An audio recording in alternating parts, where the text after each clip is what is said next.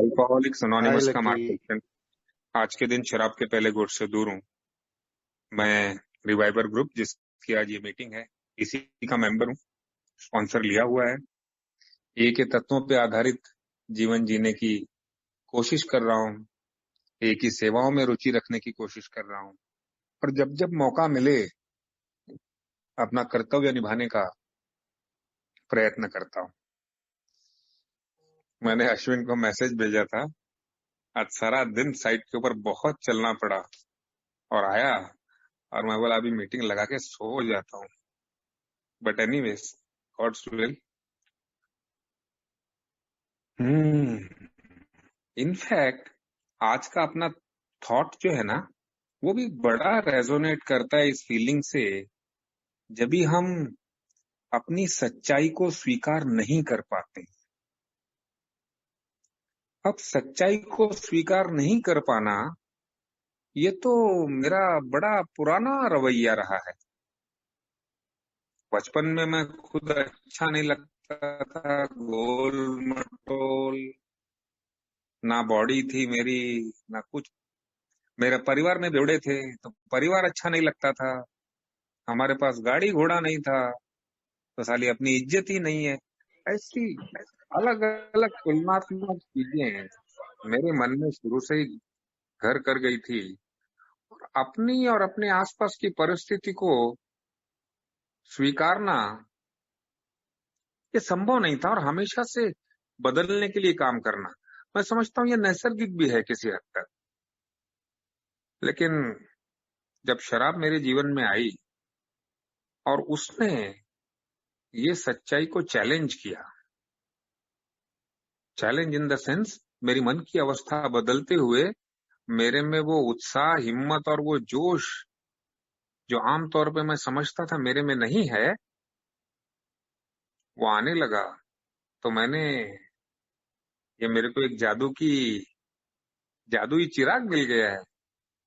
ये जादुई चिराग मेरे को मेरी माफक सच्चाई में ले जाता है, भले वो काल्पनिक ही क्यों ना हो।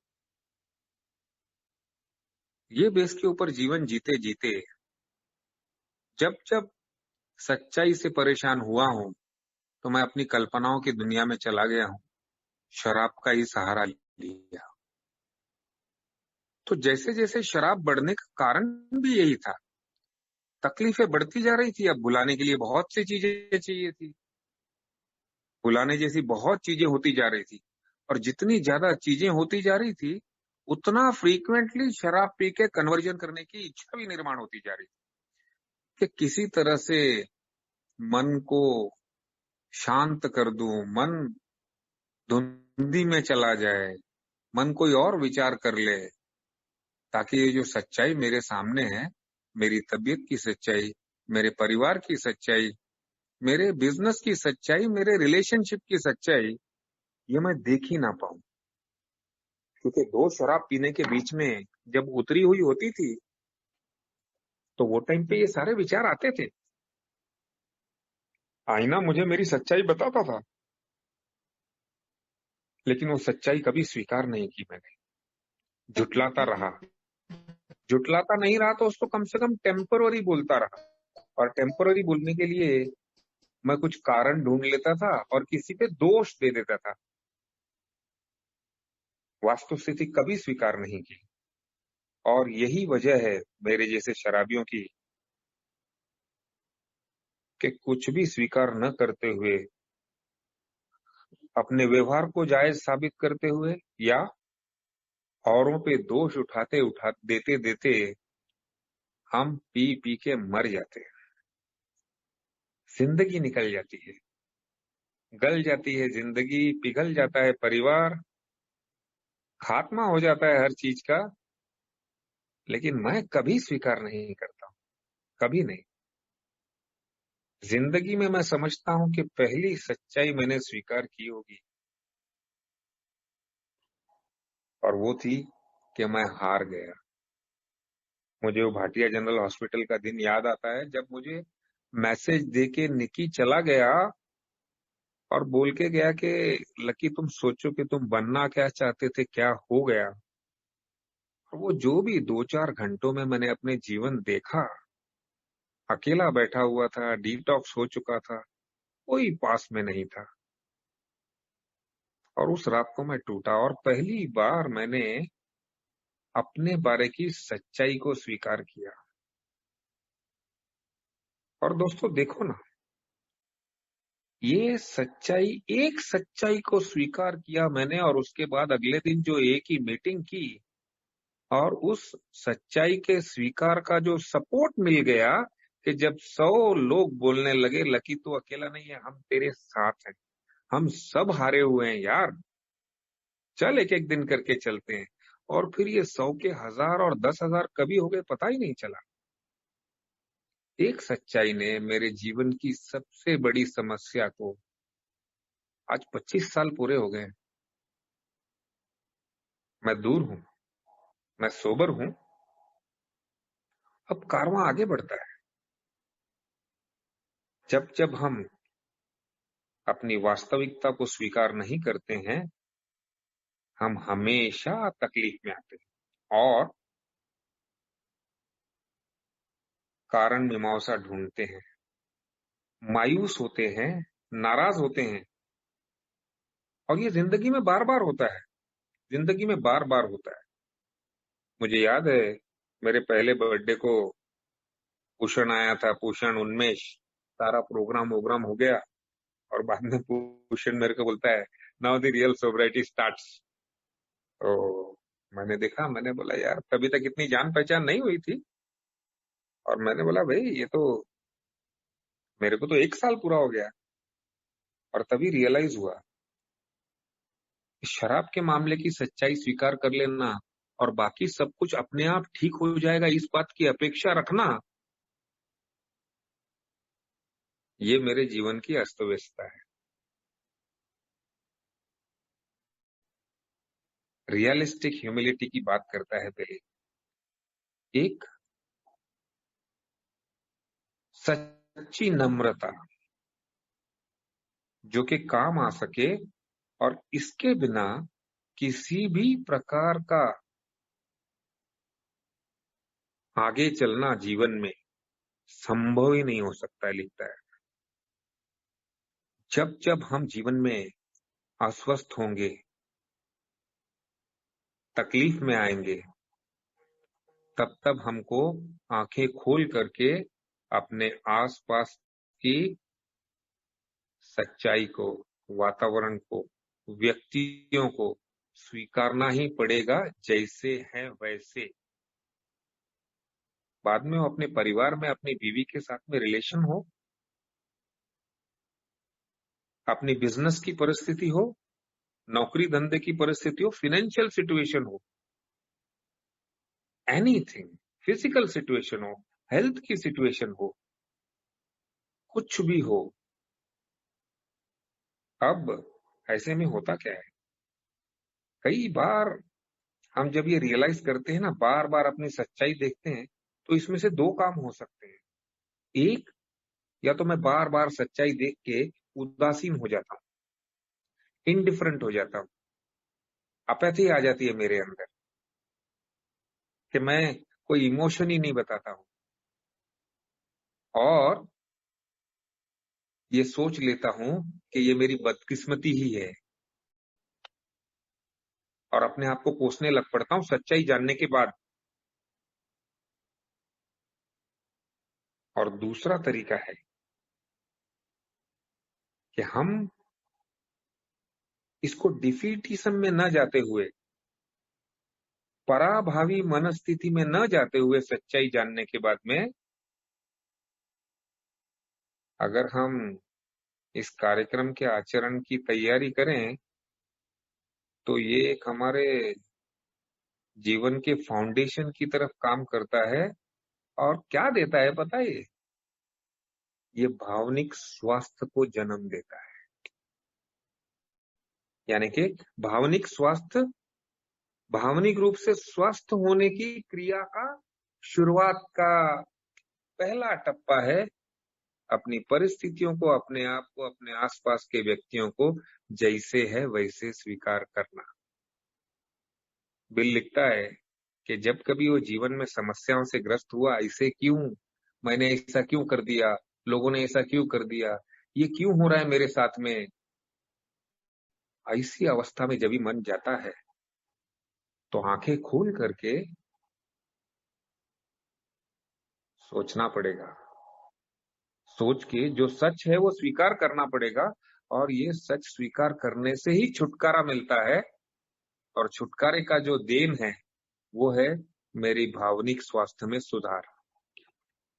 जब तक मेरे भावनिक स्वास्थ्य में सुधार नहीं होगा, आध्यात्मिक प्रगति नहीं हो सकती, या बहुत कम होगी रेंगते रेंगते।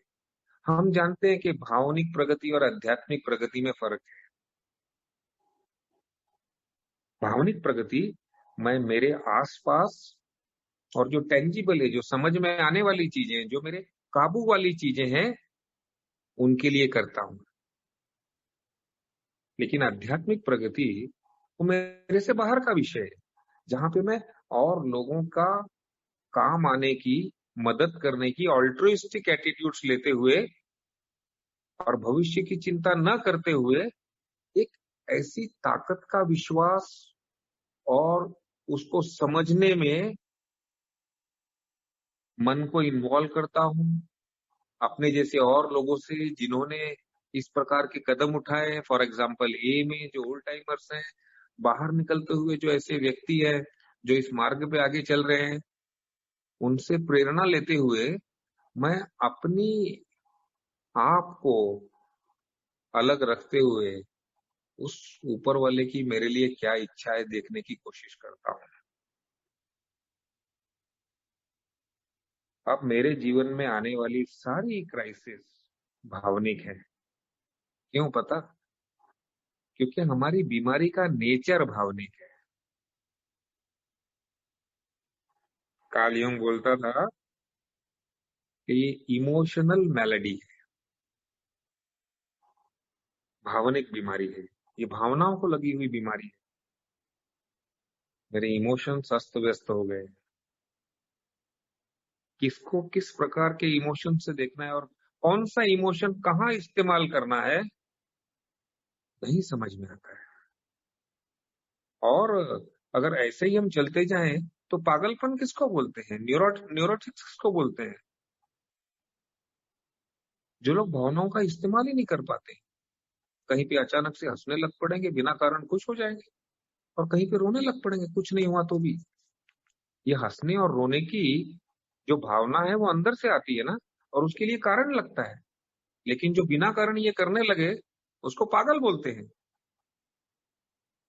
तो जब जब बिना कारण मैं डिप्रेशन में जाता हूँ, काल्पनिक या मेरी वास्तविक हरकत के कारण, तो शायद मैं थोड़ा सा पागलपन के नजदीक जाता हूँ। बिल बोलता है ये प्रैक्टिस जो है ना एक्सेप्टेंस की, ये हम प्रॉफिटेबली प्रैक्टिस कर सकते हैं रोज अपने जिंदगी, रोज। तो इसका मतलब ये हुआ कि जहां पे भी कॉन्फ्लिक्ट है वहां पे मेरे पास एक्सेप्टेंस नहीं है। मैं बदली हुई तस्वीर स्वीकारना चाहता हूं, या मेरी अपेक्षाएं कुछ अलग थी और वो कुछ और गया। अभी सुधीर शेयर कर रहा था और वाजिब गुस्से की बात कर रहा था। बिल तो बोलता है anger is dubious luxury of normal man, for us alcoholics it is poison. क्यों पता? ये गुस्से वाली छुरी ना, पता नहीं एक सेकंड नहीं लगता, साली घूम जाती है, अपनी तरफ ही आ जाती है। और बस वो आत्मग्लानि में, वो हीनता की भावना में, वो खुद को कोसने में बड़ा आनंद आता है मुझे। मैं उसमें का हूँ, एक इंफीरियोरिटी कॉम्प्लेक्स से ग्रस्त व्यक्तिमत्व हूँ, जो एक एक दिन के हिसाब से अपने बारे की सच्चाई स्वीकारते हुए परमात्मा से, अपनी उच्च शक्ति से मदद मांगते हुए आगे बढ़ने का प्रयत्न करता हूँ, जहां पे भी ये रास्ता ले जाए। मुझे पता नहीं है वो मोक्ष है कि क्या है, मैंने तो चलना है बस।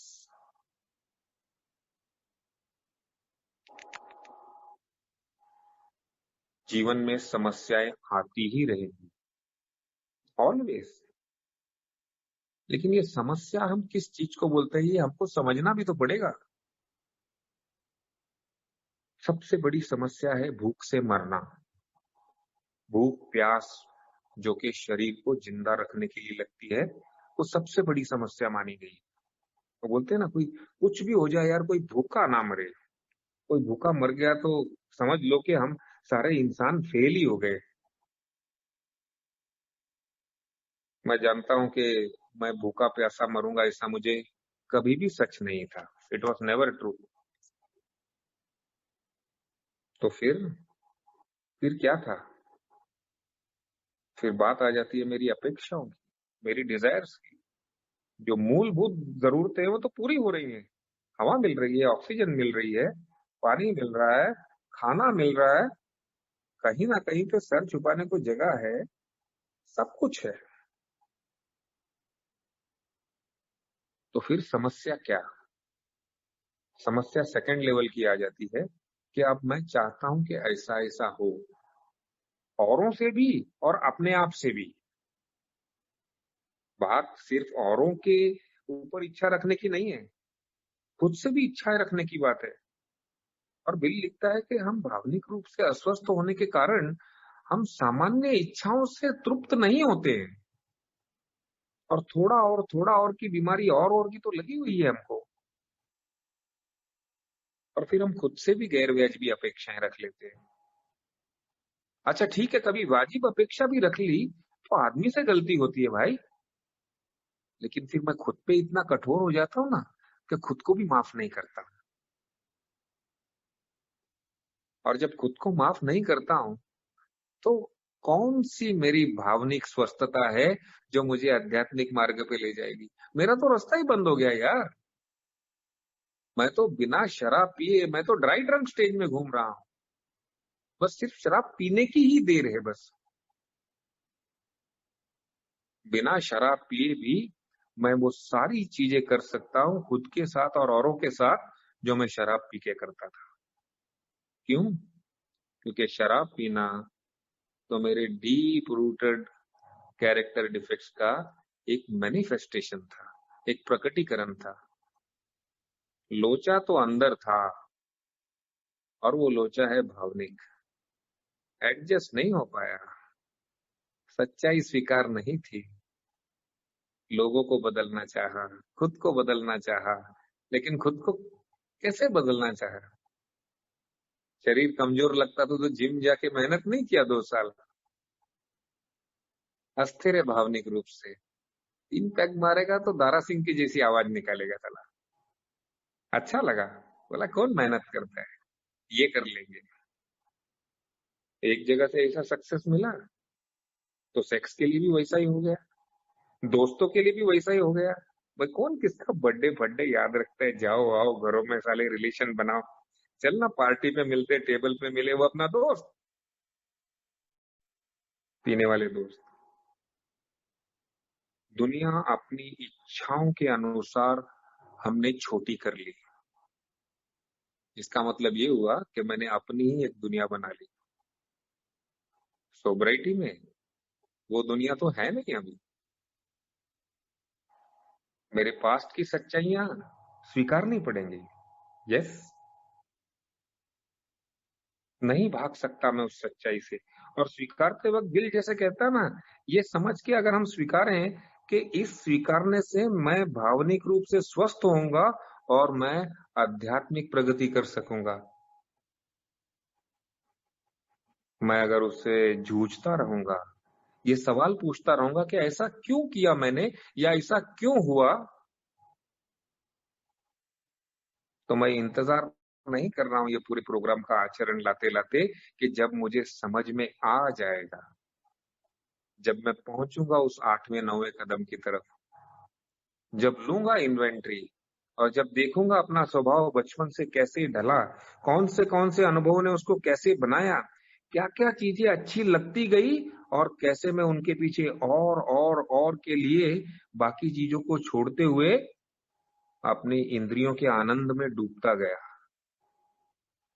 वो आनंद को और बढ़ाने की क्रिया शराब ने की, तो फिर बस और शराब, सेक्स के साथ शराब, खाने के पहले शराब, दोस्तों में शराब, गम में शराब, गम भी तो ये बढ़ा देती थी।